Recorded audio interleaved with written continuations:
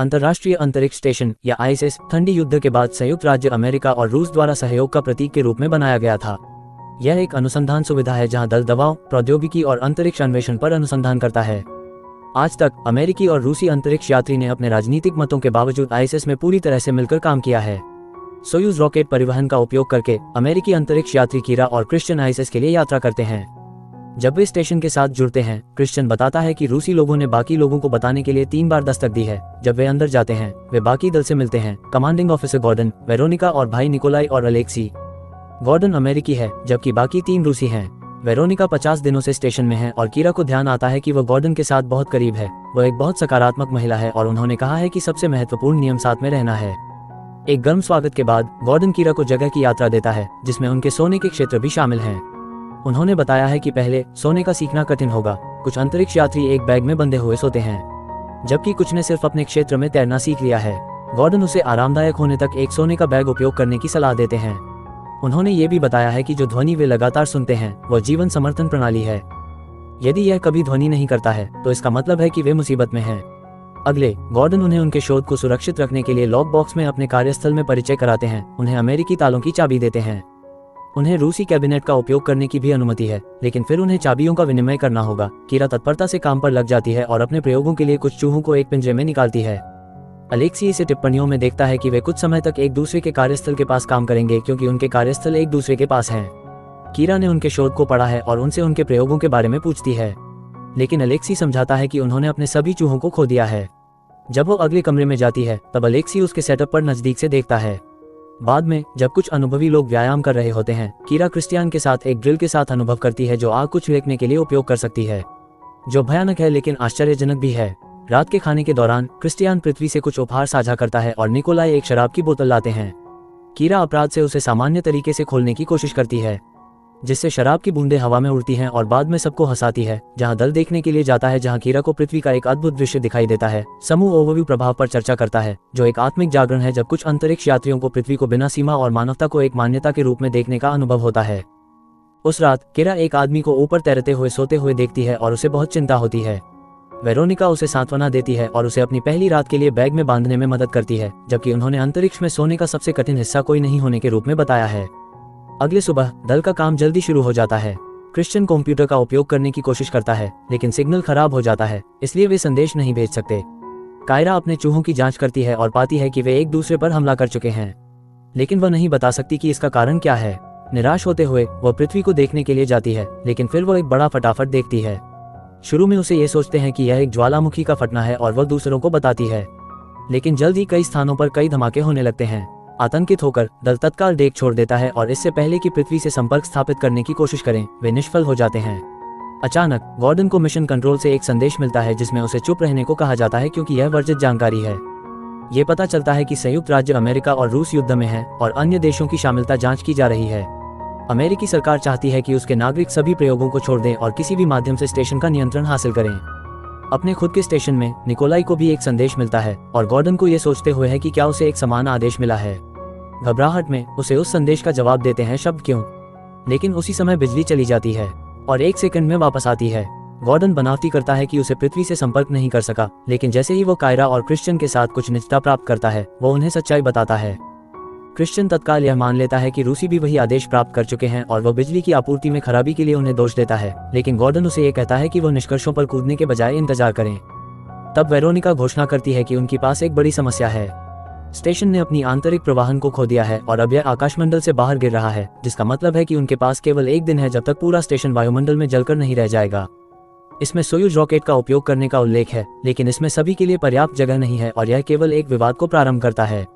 कीरा ने प्रवाहन की अनुरोध करने के लिए एक संदेश भेजा है और उम्मीद करती है कि मिशन कंट्रोल उसे समय पर प्राप्त करेगा, इसलिए अब वे केवल इंतजार कर सकते हैं। अचानक अलेक्सी संचार उपकरण बाहरी स्टेशन में क्षतिग्रस्त है और इसे मैन्युअल रूप से मरम्मत की आवश्यकता है बताता है। क्रिश्चियन उसे झिझकते हुए नाक में दम करता है क्योंकि उसे लगता है कि यह झूठ है, लेकिन गॉर्डन फिर भी जाने के लिए तैयार हो जाता है। जब वो तैयार होता है तो वेरोनिका उसे शुभकामनाएं देती है। क्रिश्चियन सतर्कता से अपनी चिंताओं को धीरे धीरे कहता है कि यह एक षड्यंत्र हो सकता है, लेकिन गॉर्डन दावा करता है कि उन्हें इस क्रू में सभी पर विश्वास है। जब गॉर्डन बाहर जाता है तो उसे देखकर उसे भयभीत होता है कि संयुक्त राज्य अब उज्ज्वल लाल रंग का है, जिसका मतलब है कि उसका देश नष्ट हो गया है और आग में जल रहा है।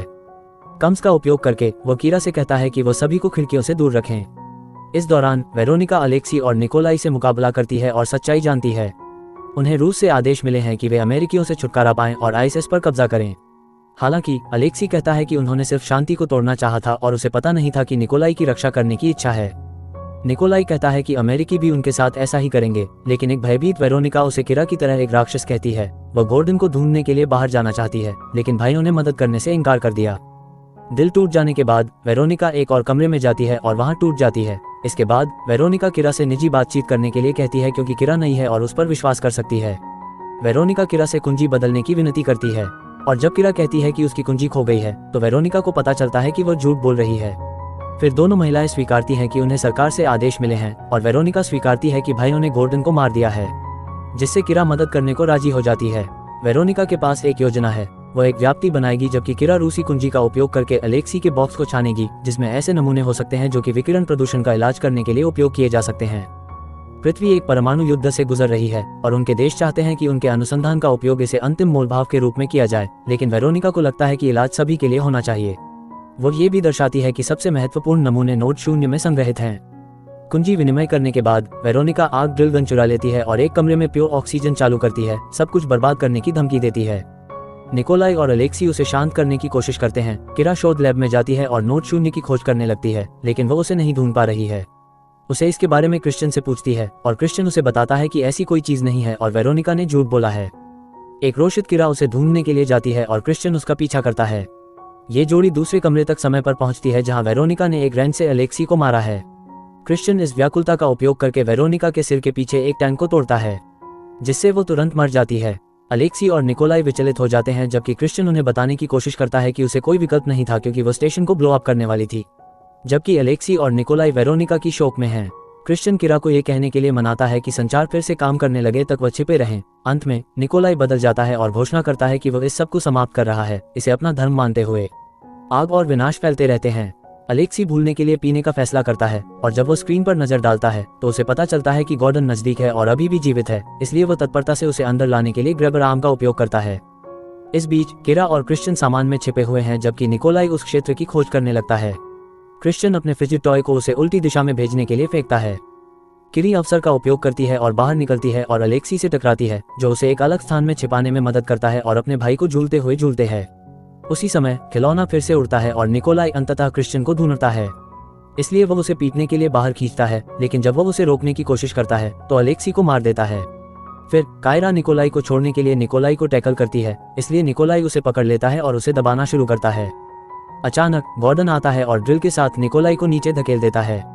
अगले वो वेरोनिका के बारे में पूछता है और जब उसे पता चलता है कि वह मर चुकी है तो उसका मन खो देता है। क्रोधित होकर वह अपने आप को निकोलाई के साथ बंद कर लेता है। एक लड़ाई होती है, जबकि पुरुष एक दूसरे के खिलाफ संघर्ष करते हैं और कुछ मुक्कों को फेंकते हैं। गॉर्डन ड्रिल खो देता है और निकोलाई द्वारा उठाया जाता है, जो इसे चालू कर देता है। जब वह अपनी शक्ति के अंतिम बूंद से गॉर्डन को चुभता है तो गॉर्डन निकोलाई की जेब से एक स्क्रूड्राइवर लेता है और उसे गर्दन में चुभोता है। जब दूसरों को ड्रिल के साथ दरवाजा खोलने में सफलता मिलती है तब बहुत देर हो चुकी होती है। दोनों पुरुष मर चुके होते हैं और उनके शव रूम में तैर रहे होते हैं, जबकि दुनिया जलती रहती है। शेष अंतरिक्ष यात्री एक व्यक्तिगत रूप से शोक मनाने का समय लेते हैं। कुछ समय बाद कीरा कंप्यूटर की जांच करती है और देखती है कि उनकी ऊंचाई घट रही है। जब वो स्टेशन के चारों ओर घूमती है तो उसे एक संकेत मिलता है, जो कहता है कि झूलने वाला नहीं वेरोनिका था, बल्कि क्रिश्चियन था। वो उसके कमरे में दौड़ती है ताकि उससे जवाब मांग सके और खोजते हुए पाती है कि सभी नमूने तैयार हो गए हैं और एक भागने के सूट के साथ हैं। ऐसा लगता है कि क्रिश्चियन सब कुछ पहले से ही जानता था और हमेशा से अकेले भागने की योजना बनाई थी। उसी समय जीवन समर्थन वेंटिलेशन बंद हो जाता है। क्रिश्चियन की योजना का हिस्सा के रूप में कायरा अलेक्सी को चेतावनी देने के लिए ढूंढती है, लेकिन वह क्रिश्चियन के साथ ही कमरे में है, इसलिए वो कुछ इशारे करके उससे मुख्यकारी बंद करने के लिए कहती है। अलेक्सी ऐसा करता है और उसे यह अनुभव होता है कि वो गूंज सुनाई नहीं दे सकती है। फिर वो एक जार का उपयोग करके मेज पर 3 बार टक्कर मारती है, जो अलेक्सी को तैयार होने का संकेत होता है। क्रिश्चियन खुद को एक सैंडविच बना रहा है और कायरा भी एक बनाने के लिए चाकू उधार करने की कोशिश करती है। तो क्रिश्चियन अलेक्सी से छुटकारा पाने की कोशिश करता है, कहता है कि उन्हें निजता की आवश्यकता है। जब अलेक्सी जाने से इनकार करता है तो क्रिश्चियन चाकू पकड़ता है और कायरा पर हमला करने की कोशिश करता है, लेकिन अलेक्सी आवश्यकता पड़ने पर हाथ में चोट लग जाती है। इतने करीब होने के कारण अलेक्सी को क्रिश्चियन को कसकर पकड़ने में कामयाब होता है और कायरा उसे गले दबाने के लिए हार उठाती है। कुछ मिनटों बाद क्रिश्चियन अंततः मर जाता है और कायरा को ये सामने लाना होता है कि उसने किसी की हत्या कर दी है। इसके बाद कायरा अलेक्सी की चोट को बैंडेज करती है और वो फिर से जीवन सहायता को चालू कर सकता है। फिर कायरा अपने चूहों की जांच करती है और अलेक्सी ने उनके लिए एक जाल बनाया है जिसे वे पकड़ सकते हैं। अचानक प्रेरणा बढ़ाने के लिए संदेश अनुरोध अंततः स्वीकार किया जाता है, जो उन्हें तत्काल खतरे से बाहर ले जाता है। जल्द ही संचार वापस आता है और दोनों सरकारें पूछती हैं कि क्या उन्होंने स्टेशन पर नियंत्रण स्थापित किया है। अपने नेताओं पर गुस्सा और मोहभंग करके ये जोड़ी संदेशों को अनदेखा करती है और अलेक्सी के शोध के साथ स्टेशन छोड़ने के लिए सोयूज रॉकेट का उपयोग करती है। जब वे पृथ्वी की ओर मुफ्त गिरते हैं तो अलेक्सी पूछता है कि वे कहाँ जा रहे हैं। वो सुरक्षित हो सकता है, लेकिन कायरा को कोई भी विचार नहीं है। ऐसे और वीडियो देखने के लिए सदस्यता लें और सूचनाएं चालू करें।